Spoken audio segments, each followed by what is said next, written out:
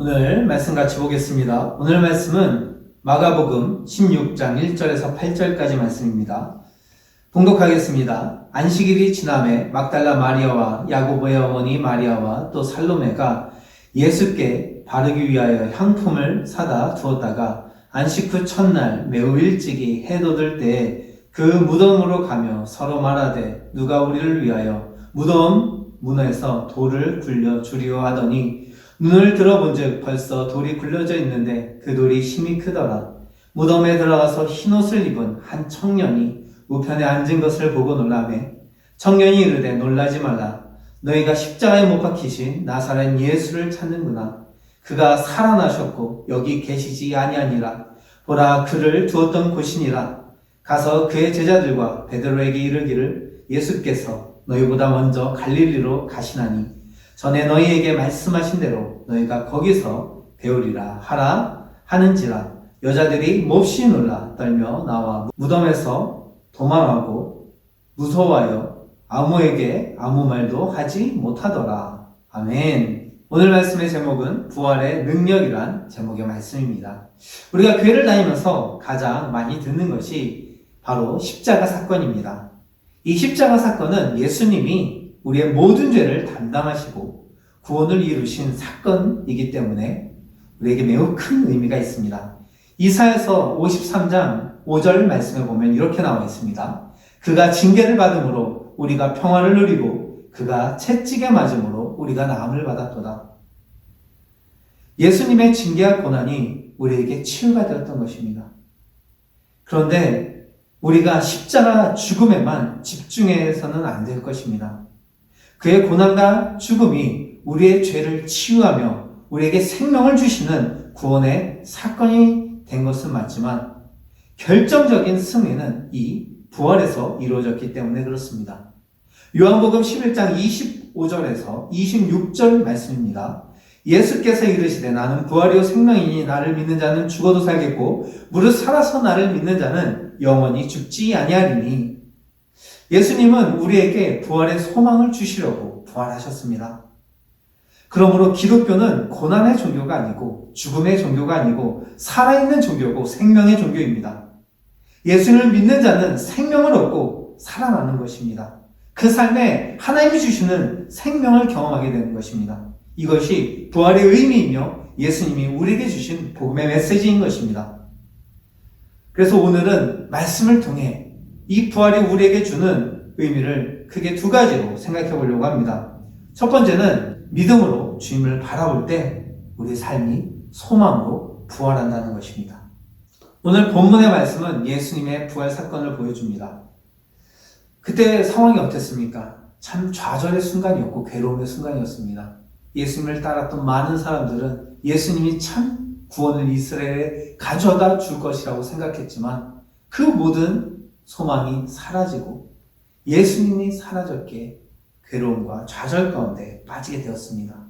그 낙담의 시기였습니다. 예수님을 따르던 여인들도 크게 낙담했지만 그들은 예수님의 몸에 향품을 발라드리러 무덤을 찾아가게 됩니다. 그런데 그들이 본 것이 무엇이었습니까? 무덤은 비어 있었고 예수님이 부활하신 것을 목격하게 되었습니다. 주님이 부활하심으로 그들의 괴로움은 기쁨으로 변하였고 그들의 두려움은 참 소망으로 바뀌게 되었습니다.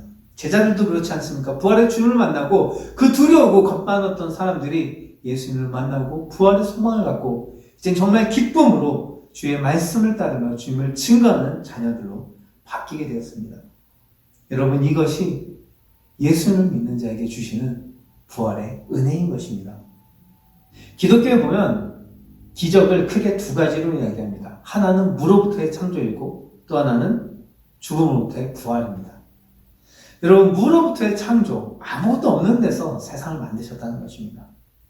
예전에 제가 아동부 공과에서 이런 글을 본 적이 있습니다. 한 교만한 과학자가 나와서 나는 세상에 어떤 것이든 과학으로 만들 수 있다고 했습니다. 그때 하나님이 이 과학자를 찾아갑니다. 그래, 그럼 한번 만들어 보아라. 근데 조건을 거세요. 단, 내가 만든 것은 하나도 사용해서는 안 된다.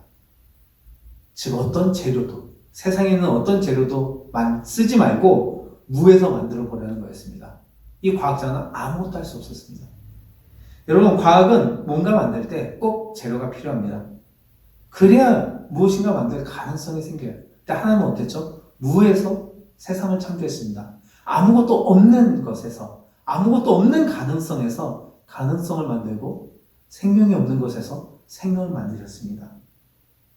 이것이 바로 우리에게 보여주시는 하나님의 능력입니다. 주님은 아무것도 없는 가운데 생명을 창조하시며 소망이 없는 가운데 소망을 만드시는 분이 되어주십니다. 여러분, 죽음으로부터의 부활도 마찬가지입니다. 죽음으로부터 부활하는 것은 무엇입니까? 죽음이 무엇입니까? 모든 것이 사라지고 생명이 끊어지고 어떠한 가망성도 없이 사라진 것이 바로 죽음입니다. 근데 그것에서 생명이 부활했습니다. 이것도 무에서부터 창조와 마찬가지로 아무것도 없는 모든 소망이 끊어진 것 가운데 소망을 주시는 하나님의 능력을 보여주는 사건인 것입니다. 바로 오늘 말씀에서 모든 소망이 끊어진 주님의 자녀들은 부활하신 주님 안에서 다시 생명과 소망을 얻게 되었습니다. 우리의 삶도 그렇습니다. 주님은 우리에게 약속하십니다. 우리에게도 부활의 은혜를 약속하시며 부활의 능력이 되어준다고 말씀하십니다. 그러므로 우리의 삶 가운데 진정으로 하나님을 바라보고 하나님께 기도하고 믿음으로 주님을 붙잡는다면 주님은 우리 삶 가운데 부활의 소망을 경험하게 인도해 주신다는 것입니다. 여러분, 우리도 때론 칠흑같이 어두운 시기가 있지 않습니까? 괴로운 상황이 우리 안에도 참으로 많이 찾아옵니다. 모든 소망이 끊어진 것 같은, 모든 살 가망성이 사라진 것 같은 괴로운 순간이, 그런 어려운 순간이 우리에게도 찾아옵니다. 그러나 우리에게는 소망이 있습니다. 그 죽음에서 부활하신 예수님이 우리의 구주가 되십니다. 무에서부터 세상을 창조하신 하나님이 우리의 능력과 구원이 되신다고 약속해 주십니다. 우리가 우리의 삶을 가지고 주님 앞에 나아 주님께 기도하고 주님을 앙망하고 하나님을 바라보며 우리의 믿음을 주님께 드릴 때 하나님은 우리 삶 가운데 그 믿음대로 주님을 바라보는 그 자녀들에게 살아나는 부활을 선물로 주신다는 것입니다. 우리의 삶을 치유하시고 새로운 소망을 주님은 허락해 주십니다. 여러분, 우리의 모든 삶의 문제를 가지고 주님 앞에 나와 하나님께 기도하며 하나님을 앙망하시는 여러분 되기를 간절히 소망합니다. 두 번째는 믿음의 삶을 따라갈 때 부활의 능력을 경험한다는 것입니다.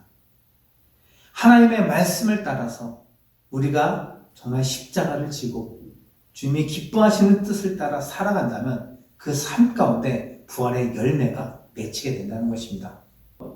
먼저 진리로 살아갈 때 부활과 승리가 있습니다. 진리는 어떤 순간도 사라지지 않고 결국은 승리합니다.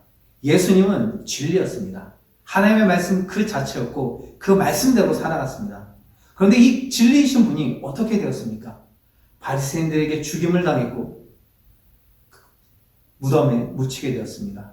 마치 진리가 지고 거짓이 이긴 것 같습니다. 그런데 그것으로 끝났나요? 그렇지 않습니다. 결국에는 예수님이 다시 부활하셔서 참 승리자가 되셨습니다.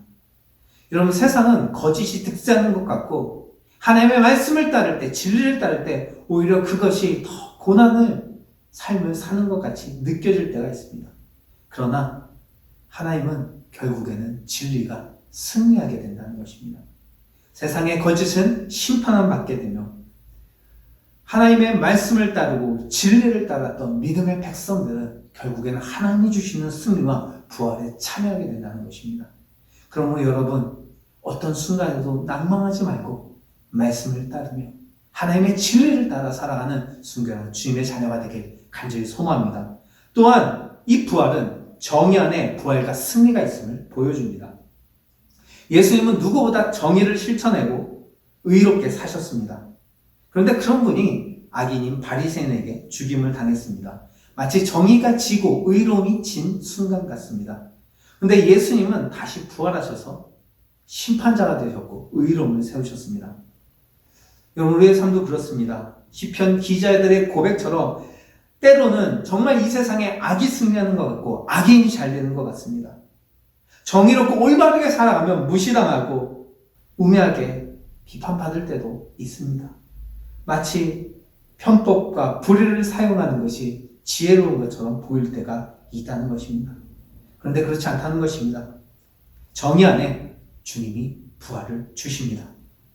내가 정의를 지키고 하나님의 말씀대로 올바르고 바른 일에 우리의 삶을 드리며 하나님이 기뻐하시는 삶으로 살아간다면 결국에는 역전의 은혜를 주신다는 것입니다.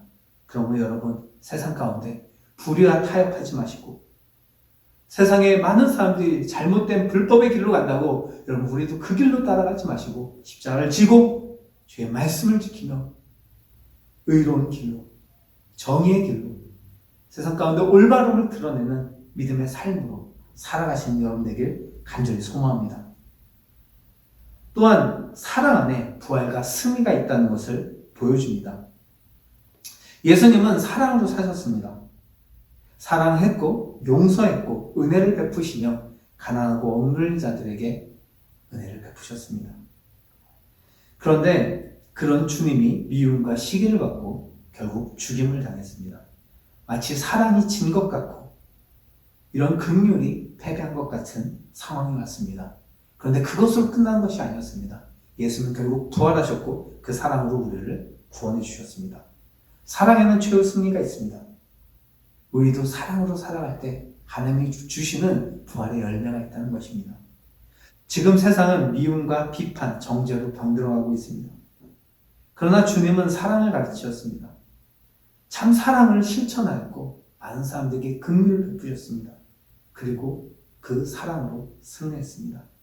여러분, 우리도 이런 미움과 비판을 버리고 참 사랑을 실천하는 주님의 자녀가 되길 바랍니다. 이 사랑으로 살아갈 때 주님이 최후 승리를 경험하게 우리의 삶을 인도해 주신다는 것입니다. 우리도 참 사랑을 닮아가는 주의 자녀가 되길 간절히 소망합니다. 여러분, 이처럼 믿음으로 살아갈 때 하나님의 부활을 경험합니다. 세상 모든 사람들이 핀잔하고 우리를 손가락질해도 흔들림 없이 믿음을 지키고 십자가를 지고 진리 안에, 정의 안에, 사랑 안에 살아간다면 하나님께서 반드시 그 삶을 기억하시며 그 삶 가운데 승리하는 부활의 열매를 주신다는 것입니다. 그리고 마지막으로 결국에 이렇게 믿음으로 산 모든 자들에게 하나님은 영원한 생명의 부활을 허락하십니다. 예수님이 죽음에서 부활하신 것처럼 우리도 이 죽음에서 부활해서 영원한 하나님의 나라에 들어가는 천국을 선물로 주십니다. 인간에게 가장 두려운 것이 죽음 아닙니까? 그러나 믿는 자에게는 이 죽음에서 부활하는 영원한 소망을 주시는 것입니다. 여러분, 우리가 진정으로 예수님을 영접하고 믿음으로 살길 바랍니다. 그래서 이 주님이 주시는 부활의 능력을 경험하고 마지막에 최후의 영생에 참여하는 기쁨을 누리는 주의 자녀가 되기를 간절히 소망합니다. 말씀을 정리합니다. 우리가 정말 나의 삶을 주님께 맡기고 주님께 간구하며 주님을 앙망할 때 우리의 모든 어두움과 괴로움을 치유하시는 하나님의 부활을 경험합니다. 또한 내가 믿음으로 거룩하게 하나님의 말씀을 따라 살 때 진리를 따르고 정의를 따르고 사랑을 따를 때 주님이 주시는 부활의 승리가 있습니다.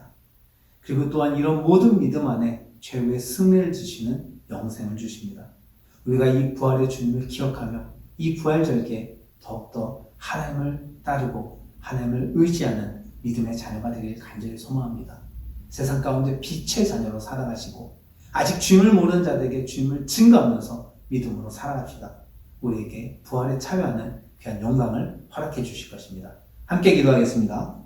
하나님 감사합니다. 오늘 이렇게 주님의 귀한 말씀을 우리가 다시 한번 생각하게 하시니 감사합니다. 주님, 기독교는 부활의 종교이고 생명의 종교입니다. 주님을 따를 때 우리도 이 부활의 능력을 경험합니다. 내 삶을 아무리 괴롭더라도 주님께 기도하며 나아갈 때 내 삶을 치유하시는 주님을 봅니다. 또한 내가 순결하게 주의 말씀을 따르며 살아갈 때 우리의 삶에 좋은 부활의 열매를 허락해 주십니다. 그리고 또한 최후의 승리, 영생을 선물로 주십니다. 우리가 이 말씀을 기억하며 내 믿음을 순결하게 하며 하나님을 바라보며 거룩하게 살아가는 주의 자녀가 되게 하여 주시옵소서. 감사합니다. 예수님의 이름으로 기도합니다. 아멘.